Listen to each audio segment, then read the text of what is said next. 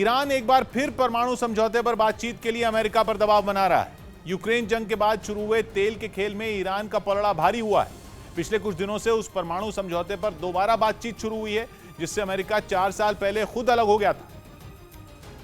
लेकिन अब अमेरिका पर लगातार दबाव बढ़ रहा है कि वो ईरान की शर्तों के सामने झुकने पर राजी हो।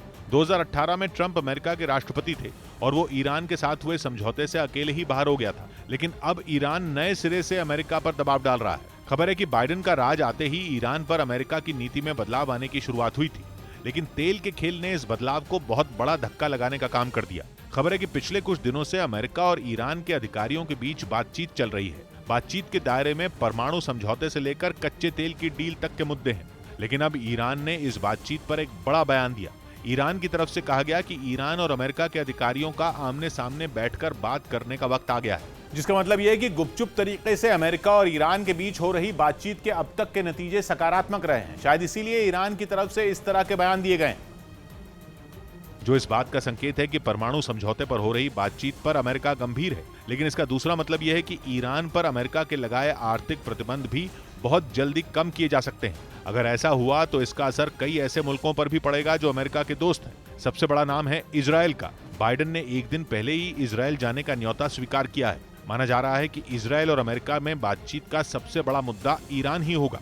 मतलब ये कि ईरान के साथ हर वक्त जंग जैसे हालात में रहने वाला इजराइल इस समझौते के पक्ष में नहीं है। इजराइल ये कभी नहीं चाहेगा कि ईरान पर लगे आर्थिक प्रतिबंध हटाए जाएं। यानी एक तरफ ईरान पर लगे प्रतिबंध हटाने की तरफ अमेरिका धीरे धीरे बढ़ रहा है, दूसरी तरफ इजराइल के प्रधानमंत्री से बाइडेन मुलाकात भी करने वाले हैं। मतलब एक हाथ से ईरान से समझौता होगा और दूसरे हाथ से इजराइल को समझाने की कोशिश होगी। लेकिन ये कोशिश केवल इजराइल के साथ नहीं होगी, बल्कि इजराइल के साथ कुछ और देश भी हैं जो फिलहाल टेंशन में हैं। खासतौर पर इराक, सऊदी अरब और यूएई।